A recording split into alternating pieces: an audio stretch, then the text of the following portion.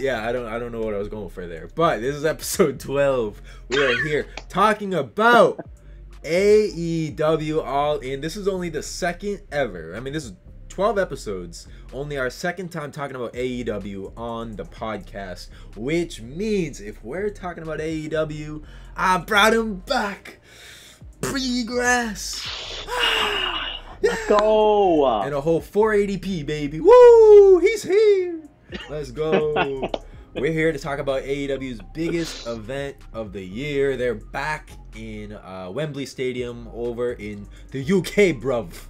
And we have a card. Bruv. We have a card, bruv. And a disclaimer, bruv, is that Dynamite is actually on air right now as we're filming this podcast. So another match or two might get added. I actually think I saw on a different website trios match listed, so it looks like the Patriarchy is going to be defending their title. We don't know against who, so we're just going to skip discussing that match in this podcast. But just, you know, there's your disclaimer that we might not be covering every match that is officially on All In. But before we jump into this match card, B-Grass, how you doing, man? How's life? How you feeling about AEW, about wrestling? Well, what's good? Catch the podcast viewers up, since you haven't been on this podcast since like episode 4, I think. I know, it's been like, what, 6 episodes in the past? Just about. Last time I was here. Nothing much has been going on. Just been working, you know, hitting the gym every day and... Okay. You know, just watching between WWE and AEW. Wait, we gotta ask the question, because you're the only other person, the only other host on The Story Continues that actually watches AEW. Night Sky doesn't watch AEW, and Rivera don't watch AEW, so it's just you. So you're the only one that has a valid opinion. I gotta ask it, man. Right now, do you consider yourself a bigger WWE fan or a bigger AEW fan? The hard question.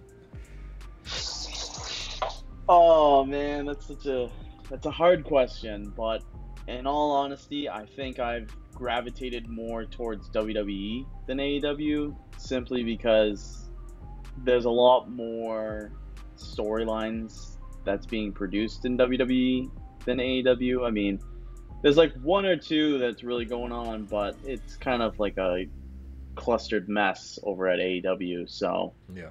But I would have to say that I've gravitated more towards watching like Monday Night Raw over like AEW Dynamite. 100%. Unfortunately, it's the same. I feel like if you asked me maybe even a year ago, I'd still be all team AEW. And at least for me, I don't know about you, but like, no, I'd be the same way. Yeah, like AEW was like peak, man. Like especially when like Danielson first came around, who we're gonna talk about a lot later in the podcast.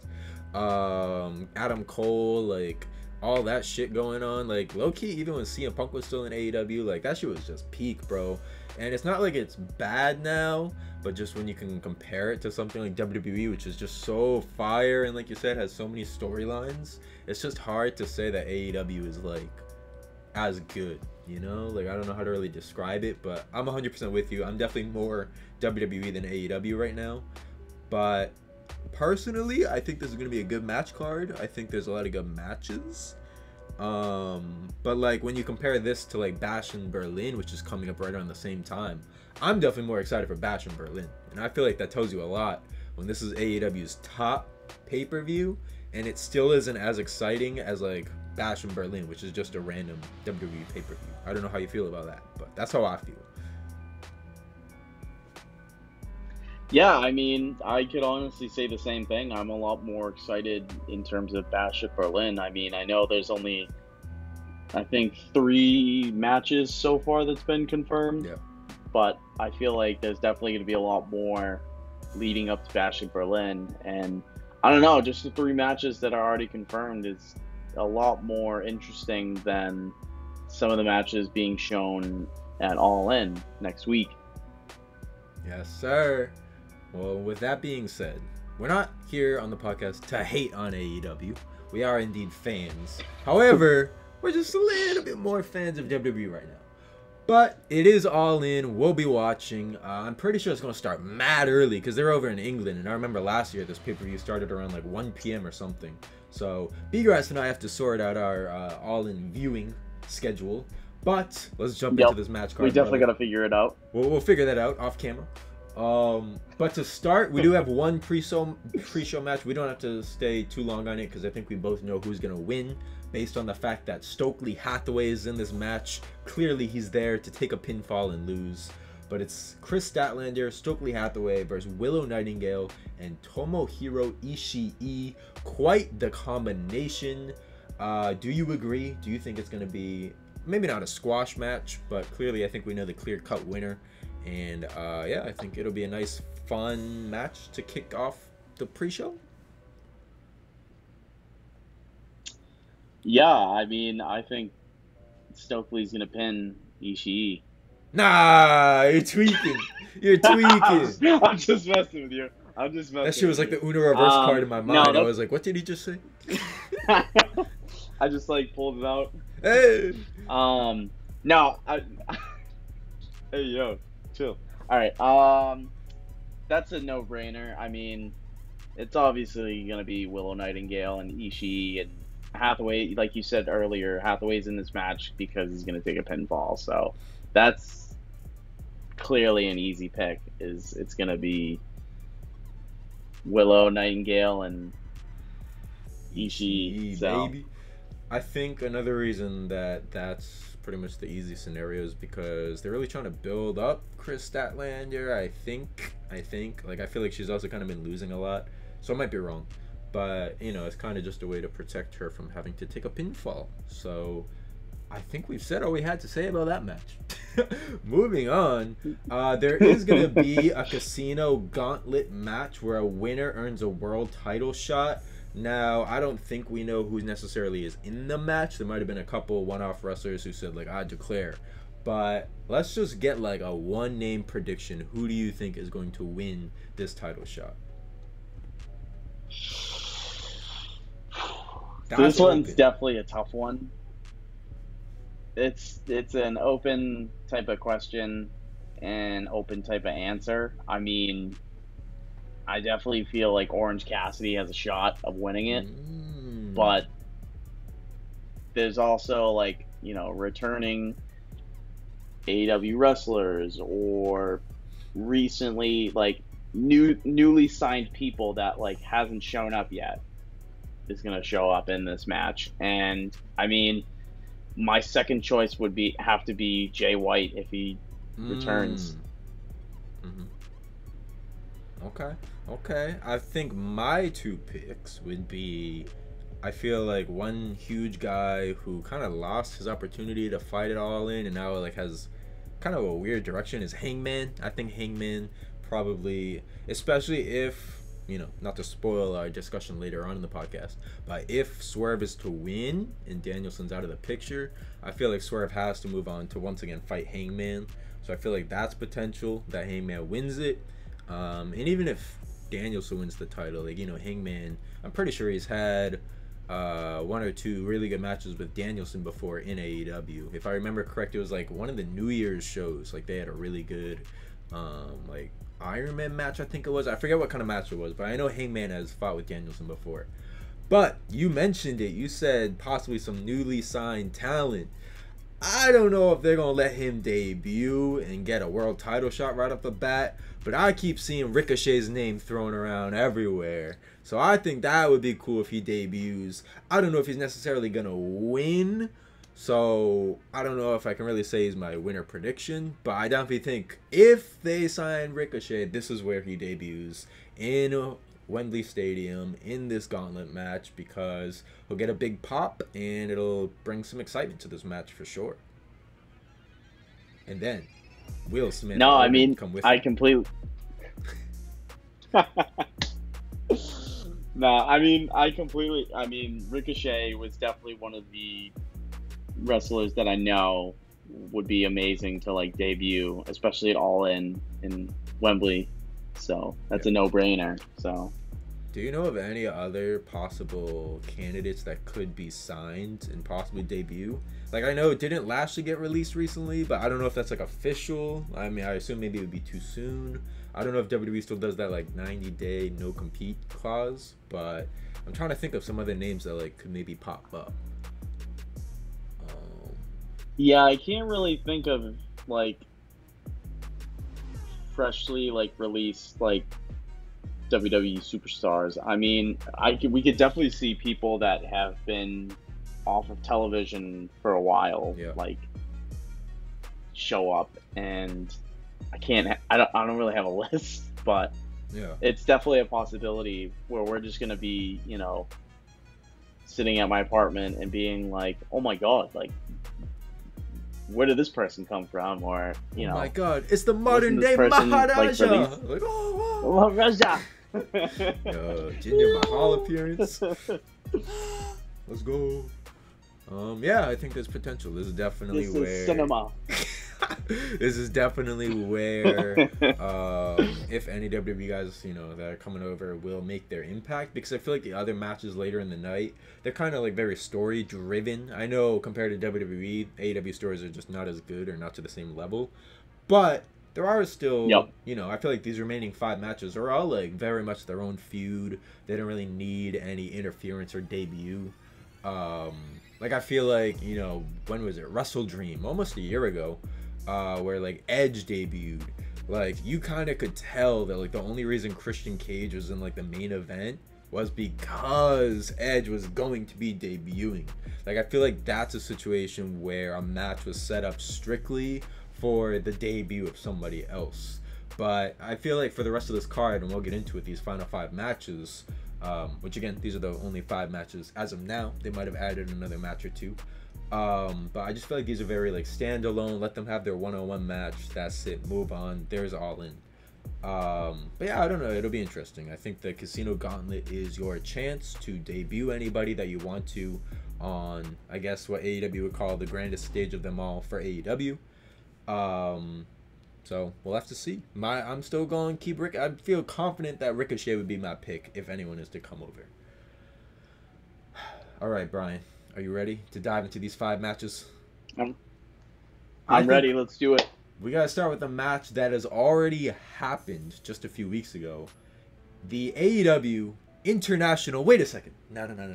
The AEW American Champion, MJF, defending against Will Ospreay. How do you see this one going in Wembley Stadium?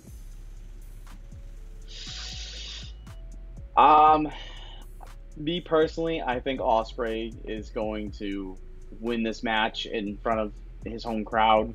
I mean, it's funny that MJF is, being like this stereotypical American.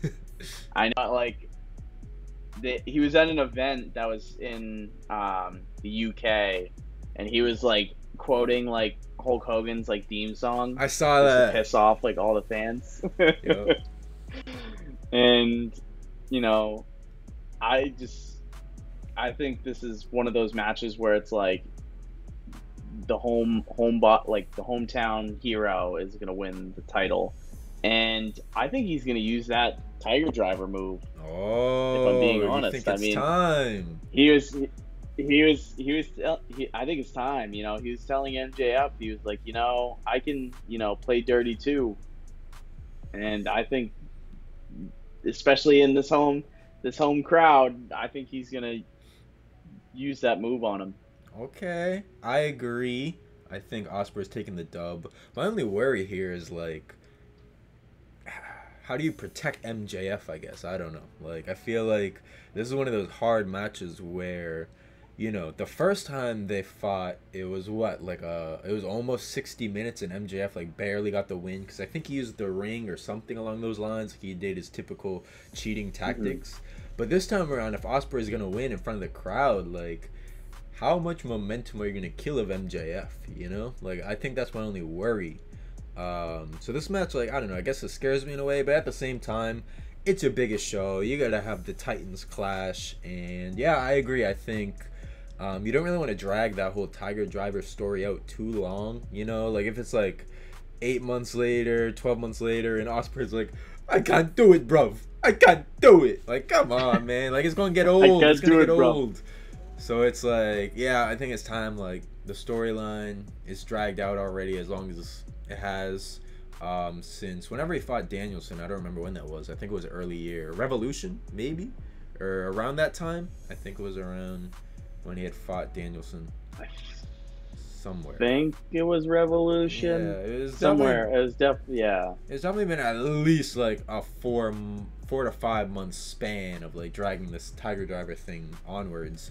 So I agree. I think if Ospreay is going to get the win, it's going to be from the Tiger Driver in his front of his home, winning back the title, changing it to the International Championship once again, and happy. But that's going to be where my question mark kind of is raised for this match. I really want to see if MJF is to lose, how will he recover? Because we know the internet wrestling community is brutal, and they will turn their backs and point it out very quickly when someone is getting turned on by the crowd. And everyone's going to say MJF fell off. MJF is being wasted. He shouldn't have re-signed with AEW. Like, I can already see all the arguments now if MJF can't recover from a loss to Will Ospreay on the big stage. But talking about big stages, I'm very excited for this next match. And honestly, other than the main event, it's probably the match that I'm looking forward to most, which is probably an unpopular opinion because not a lot of people like Mercedes Mone, okay? But she is facing Dr. Britt Baker at All In. And before you talk about the match and your point, I just want to say this about Mercedes. I've always been a fan, and I still am. And I get it. I get why people don't like her because her promos definitely sound like, you know, a record scratching or like nails on a chalkboard sometimes. Like, it does hurt. I admit it. I'm not saying she cuts the best promos. But I do think she's just super talented in the ring. And, you know, when she was Sasha Banks in WWE, one of the 4 horsewomen, like, she was always my favorite. I know there's definitely, you know, the Boston binding, like, to Mercedes, where she's actually from here. But past that, I think she's just, you know, really talented, like, deserves her flowers. And wrestling fans are fickle, bro. Like, someone comes into AEW and they're cheering, and then literally by the next week they're booing. Like, I don't know what's wrong with these wrestling fans. So the second they started turning on Mercedes Mone, I think it was when she was facing Stephanie Baker actually at Forbidden Door. That's when they really started turning on her. I was like, here we go again, man. These fickle ass fans, bro. I stay loyal. I'm still a fan through and through. But before I talk about the match, let's hear your thoughts about CEO versus DMD. I mean, I'm also a fan of Monet. I mean, yeah, I agree with, you know, the fans being fickle, and, you know, once she debuts, they're like, oh my god, Monet is here, like, CEO, like, everyone's doing the CEO, and then, like, next week, everyone's just like, you're so bad at promos. But me, I'm a huge fan of Britt Baker, DMD, even though she's a Pittsburgh Steelers fan. Oof. But, I mean, she's from Pittsburgh, so she's got to support the home team. But I think for this match, I think Monet gets the W. Ooh, and okay. I think her Diesel, aka like Camille, is gonna like interfere in the match and kind of help her win. So I think there's gonna be like some form of interference, but I think that's a perfect opportunity to bring back Jamie Hayter.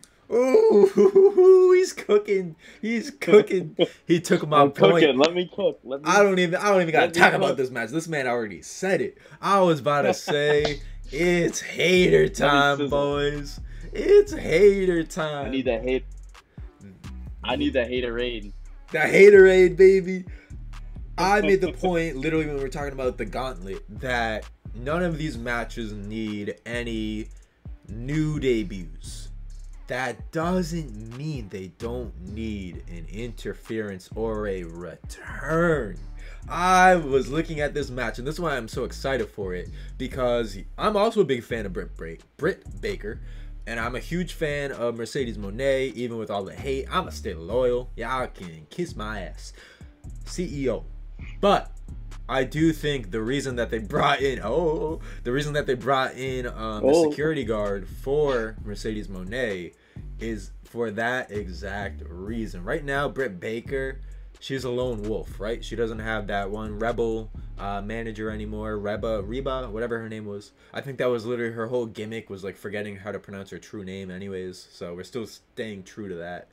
But with Britt being alone and Mercedes Moné has his bodyguard, it's the perfect time where originally I did think that Britt maybe gets the win, but I feel like in order for this to happen, it has to be Moné that wins. So I do think, as you already said, security guard, bodyguards getting involved, Moné will sneak out the win.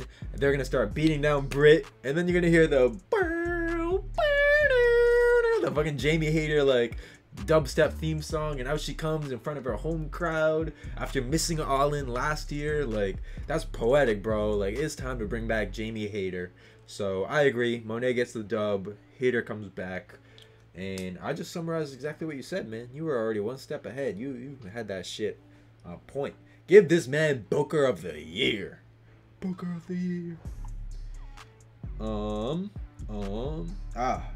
Another good one. This one's interesting. I don't know if they've ever faced one-on-one. I might be wrong.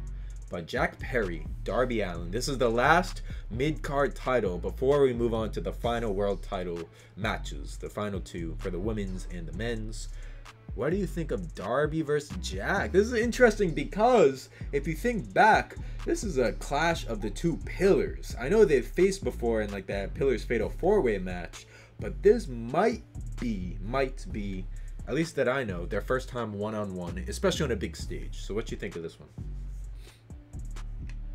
I mean, this one will definitely be an interesting match. I mean, you took the words right out of my mouth. You know, they're two of like 4 pillars of AEW.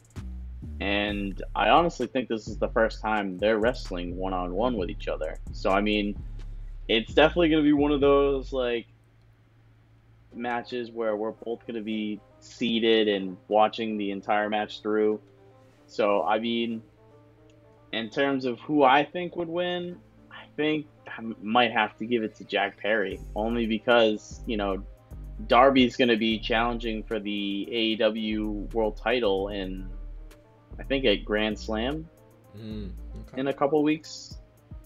So, I mean, I think Jack Perry, you know, gets away with this one, and I think he wins it.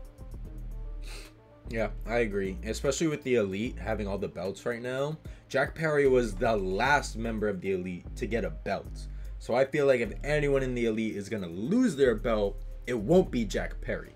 I think the first members of the Elite to drop the belts will end up being the Young Bucks. That's just a guess. Just a guess. I have no insider information, but I'm just guessing. Because I don't think they're going to strip Okada of the belt either. So yeah, I will give this one to Jack Perry. You did bring up a good point about Darby with Grand Slam. So it's like Darby's going to be perfectly fine with a loss here. I feel like Darby could lose for a full year straight, and you're still just going to love him because he's an underdog and he's a crazy, psychotic, Jeff Hardy-like wrestler. And people just love that shit, you know? So I agree. I think it's gonna be a fun match. As pillars of the company, you know, you always gonna put on a good show, and you are a pillar for a reason. You're kind of like the backbone. You're Tony Khan's like people that he has in his pocket, and he's like, you know, I can throw these guys out there.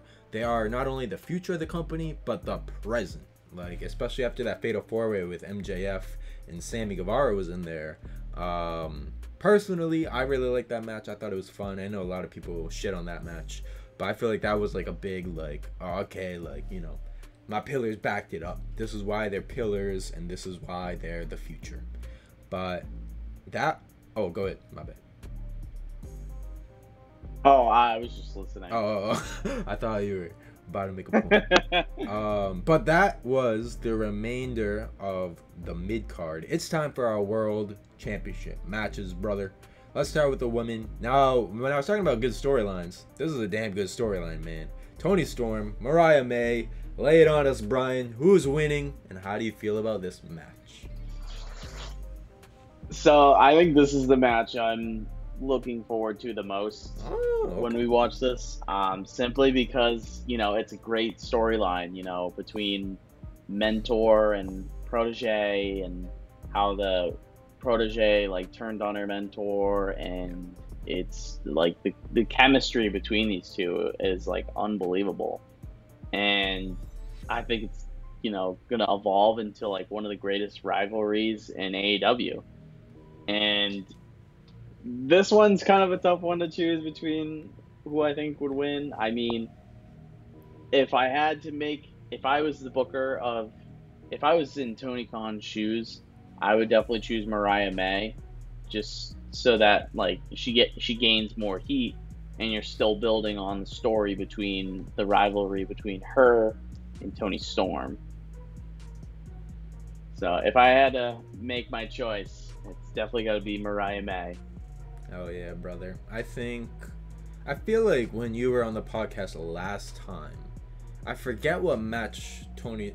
What? I don't even remember. Was that Forbidden Door? I think that was a Forbidden Door podcast we did. I think, and Toni Storm was on the match card to fight, and I remember making the whole point about Mariah May and Toni Storm, where I was like, what I think they're doing with them two is like, it's almost like the Jamie Hayter treatment. Like they're trying to build up Mariah May as like the mentor sidekick who eventually is going to become like kind of more over, because you could definitely argue that Jamie Hayter is more over than Britt Baker. I mean, I guess that's, a toss up. They're both super over, but I feel like right now when you look at this storyline, like Toni Storm is already well established. Her character's so well respected, but Mariah May turning on her was not only surprising, but like it really put her up on a pedestal. Like Mariah May is definitely on fire right now, and I think she's getting the crowd reception, she's getting the TV time, the storylines. Every time I like open up like AEW's Instagram page, like she's always within like the most recent 5 posts. Like they're really pushing Mariah May, which again, like I feel like that was the Jamie Hayter treatment. Jamie Hayter just kind of came out of left field, nobody knew her, and next thing you know, she's literally like almost the equivalent of like Rhea Ripley, but in AEW. Like she was like the workhorse, Long story short, I think it's definitely the time to strap up Mariah May. I think like strike the iron while it's hot. I don't think Toni Storm losing the title is going to ruin her character or her momentum. But if Mariah May loses this match on the big stage in AEW, that's kind of hard for her to still be credible, or at least like have as much momentum as she could have. So yeah, I agree. I think it's time to strike the iron while it's hot, and I'm interested to see their in-ring chemistry. It'll be the first time going one-on-one, so it'll be interesting to see how good of a show they can put on. I like that. I like that you said that this is the match you're looking forward to most. You really just feel that invested in the storyline that like, compared to the other matches, like this is the one you point out and you're like, oh shit, it's time. Toni Storm, Mariah May. Like genuinely, like you're actually like, oh shit. Yeah, no, I mean, this is definitely one of these storylines that like I still like watch for when I'm watching like Dynamite, or if I'm watching if I'm on like their Instagram page and I'm seeing those clips. That's like the one thing I'm looking forward to, is the rivalry between these two. And so, but yeah, no, I mean, you basically described how I feel with this rivalry, and I think it's going to be one of those matches where it's going to be like, OMG. Hell yeah. I'll be interesting to see if it gets a little bloody, like I know when they first did the turn, like she was jabbing her with the high heel and there's blood everywhere, so it'd be cool if like maybe they get a little extreme, Yeah, I think that the shoe will definitely get involved and there'll be some blood. Watch for the shoe. Shoe. And while you're watching for the shoe, we all know you are here at All In to watch for the main event. But before we jump into the discussion of this final match, I do just want to quickly say, we did discuss the gauntlet match, and that's probably where a lot of these stars will be for All In, just to get them on the card and have an entrance at Wembley Stadium and whatnot. But do you feel like there's any storylines or wrestlers that really stand out where you're like, damn, they're not on All In, they're not on the card? Obviously, this whole discussion might be voided if they end up getting into the gauntlet match. But as it stands now, like, is there anyone just right off the bat that you're like, damn, I'm kind of upset that this guy doesn't have a match? Definitely Okada. Yes, that's You know, huge. Okada is like he's definitely in my top five for favorite wrestlers, and I'm honestly like shocked that like he doesn't have like any match going on, especially at a event like All In, especially at Wembley Stadium. Like that's no brainer. You gotta have Okada at least perform a match, whether it's he's teaming up with the Young Bucks or just having like defending his Continental Championship. Yep. That's a huge void for sure. You also mentioned the Young Bucks. I thought we were getting like hints at like Young Bucks, FTR, whatever number that would have been, like 4, 5. But now it seems like FTR is kind of more in a program with the Acclaimed. So I don't really know. Like, I don't think the Young Bucks really have like a feud right now.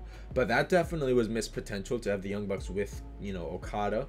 It'll be interesting to see if the Elite get into that gauntlet match. I think you had name dropped him earlier, but I think Jay White is another big void. I feel like you can't talk about Okada without talking about Jay White. Obviously, those are two like pillars in New Japan Pro Wrestling that came over. And I'm trying to think like other big voids. With the woman, there's a lot of wrestlers that won't get their props. Like, you don't have Serena Deeb, you don't have Hikaru Shida. Shida's definitely a big void. Riho. Who else? Pour one out for Riho, man. There's definitely a bunch of others, but again, that whole discussion might be avoided. Maybe every single of those guys that we named will end up in the gauntlet, or they might add a match like we discussed. It seems like a Patriarchy Trios match for the Trios title has been added to the match card, which might have been confirmed on the Dynamite that is airing as we speak. And who knows, maybe we're literally going to finish this podcast recording and then look at the Dynamite results and be like, oh shit, Okada has a match. Like, who knows, so we'll see. I think another big void is the rest of the Blackpool Combat Club. No Yuta, no Castagnoli, and no Moxley. And All In with no John Moxley, the ace of All Elite Wrestling. That's a big void, I feel like. Okay, no more venting. One thing we know is while those Blackpool Combat members are missing, one is not. And that means, Mr. Bgrass, it's time to talk about the main event. I know you say you're most excited for the Toni Storm match, but this is the match that I'm looking forward to most because I'm all in on Swerve's title reign. However, I'm all in for Danielson to win the championship. So I feel like no matter what, whoever wins, I'll be happy for, but whoever loses, I'll be just as sad for. And I don't know the last time I've really felt like this for a match where, like, I don't want either guy to lose. I don't even know how to, like, describe it. Like, I don't want to see Swerve's title reign end, but I also don't want to see Danielson's career end, especially having never won the AEW World Championship. So before I say my hopeful winner, who I want to win and who I predict will win, the floor is yours. How do you feel about this main event? I mean, it's definitely one of those matches where, you're going to be rooting for both wrestlers. And, like you said, I don't want Swerve to lose the title and that just be his reign, but I also don't want Danielson's career to end. And I don't know. I mean, it's definitely going to be tough to decide for who should win by Tony Khan.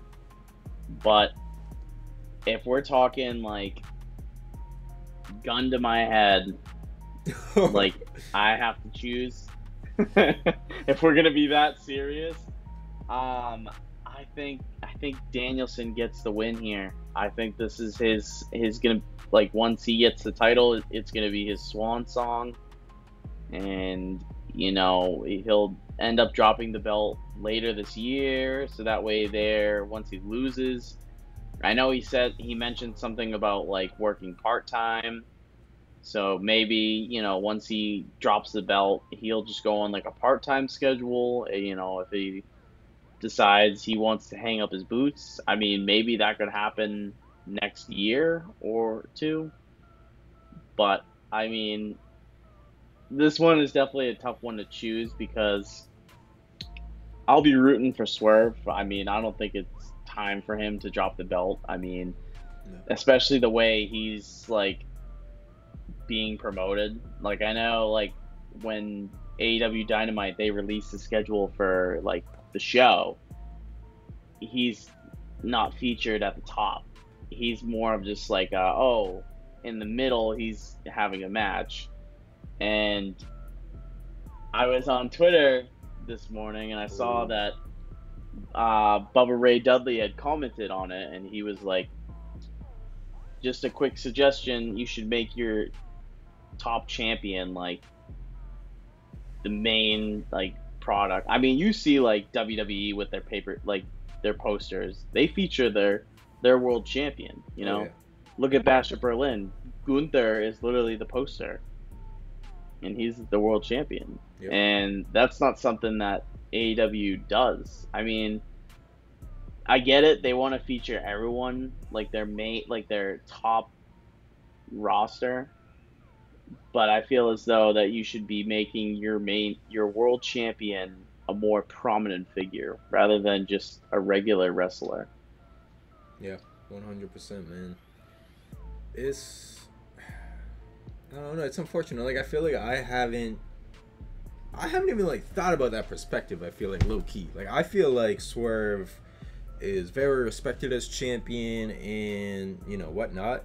But now that like you mention all that, like I feel like that's almost carried by the crowd. Like it's the crowd that gives him the "Whose house? Swerve's house" chant, and like they constantly support him. Shockingly, it doesn't seem like the crowd has turned on Swerve. I mean, maybe a little bit, but not to the degree that like they do for most babyface champions.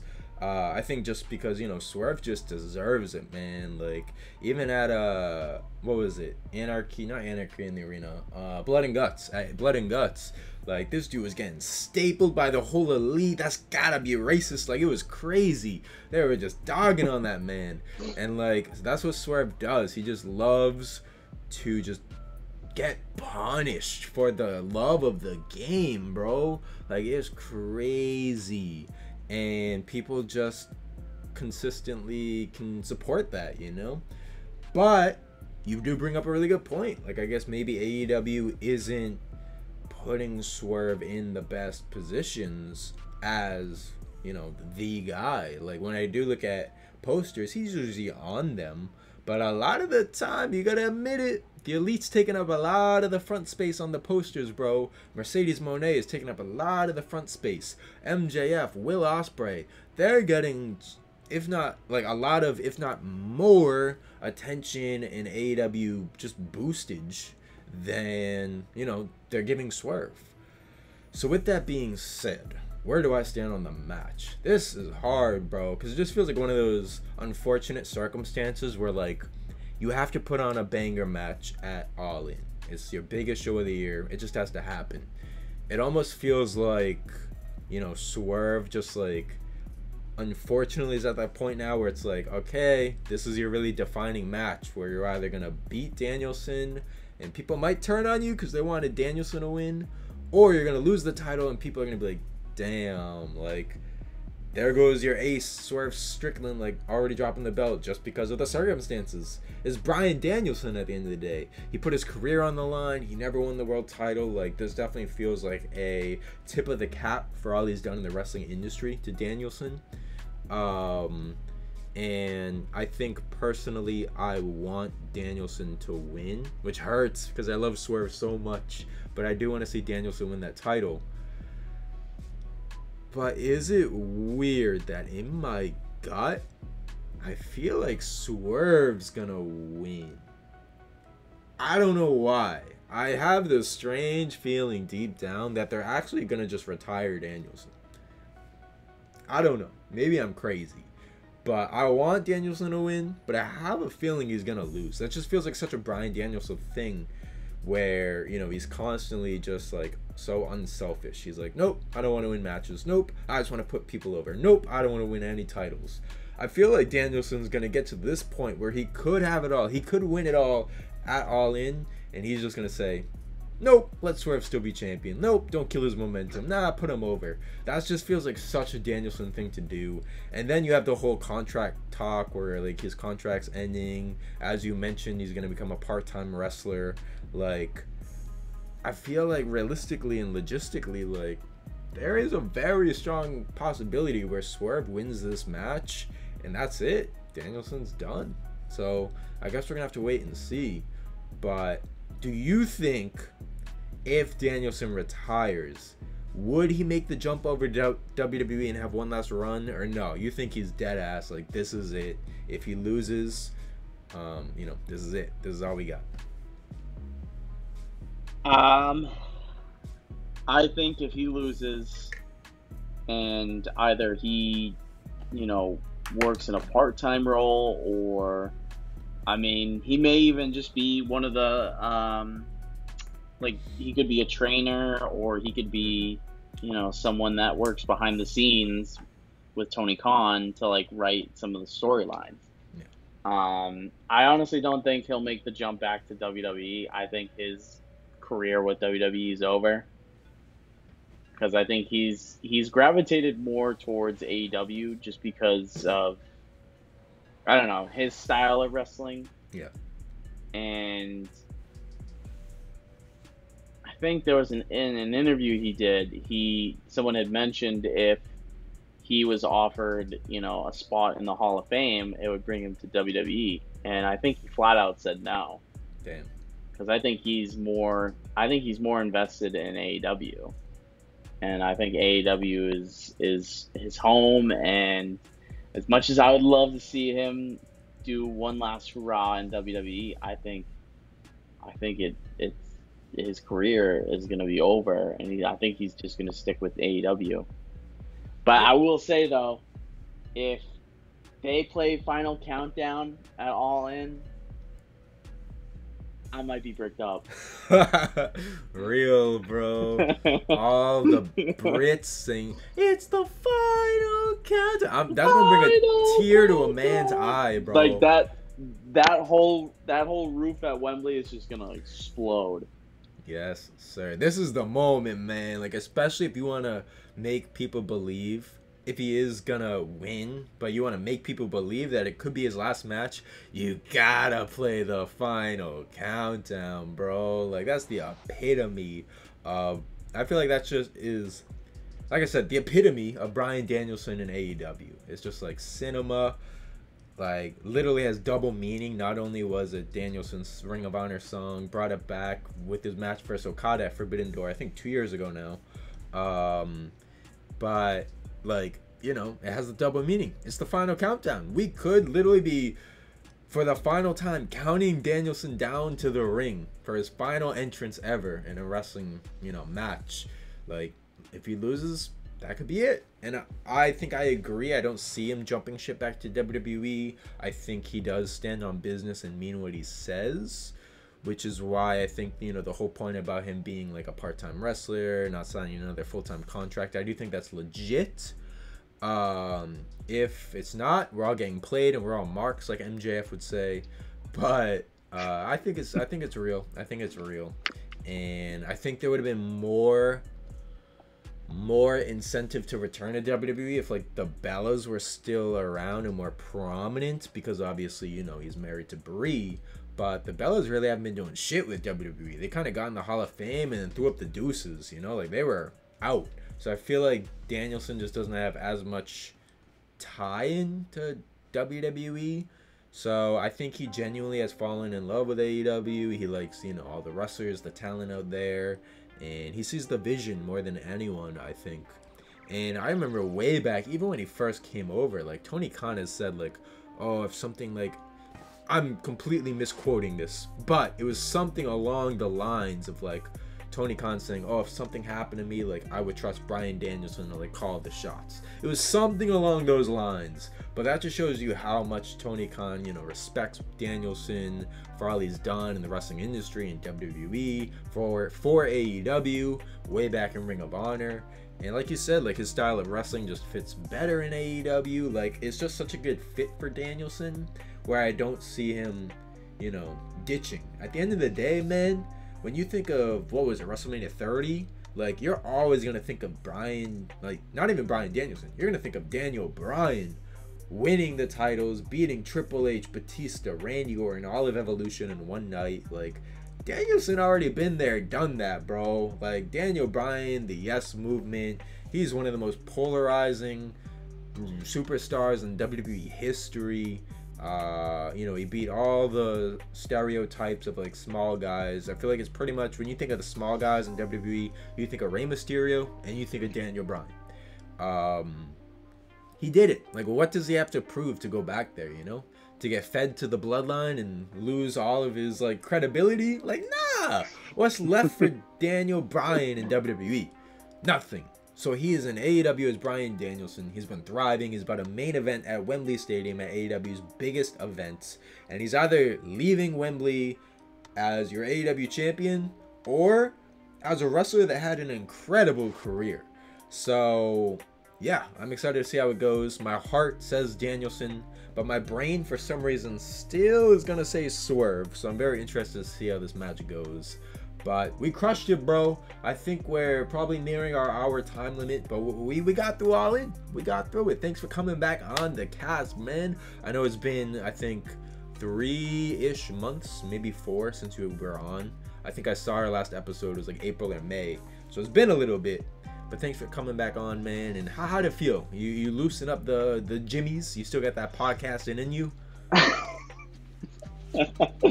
I definitely did. I mean, it was, I mean, what has it been, like 3 months since I last recorded an episode with you?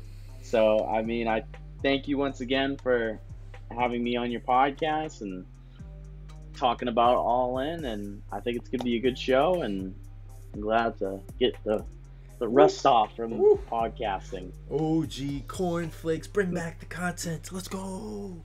Let's go.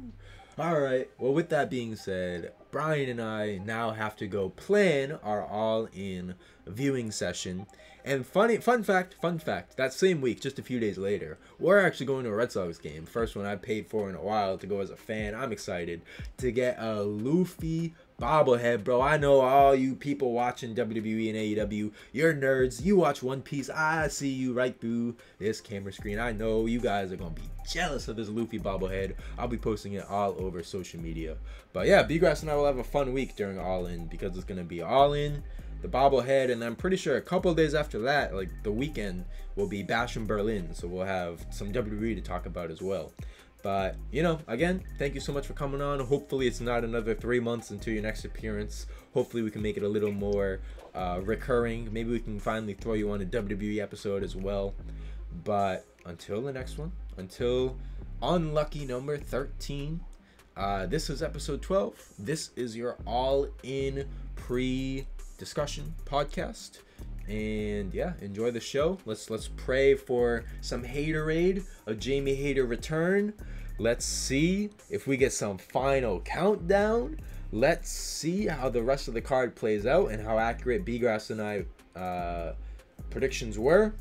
And until then, that's all we got. Hey, say a little goodbye. Say a little outro before we sign off. Give me a catchphrase. See you later, dude. All right. See you later, dude. Yeah! Woo! For those that don't know, that's been our, like, go-to goodbye for decades of being friends, man. All right. So until the next one, see you later, dude. And yeah, see you later, I hope dude. your story continues until episode 13, until All In, and until we'll also have a Bash in Berlin pre-podcast coming to you as well. So until that next batch of podcasting content, enjoy AEW, enjoy WWE, enjoy wrestling, hell, even enjoy TNA. You know Joe Henry is over there eating good. So until the next one, peace out And we'll see you in the next one. See you later, dude. Woo! It's the See you later, dude. final countdown.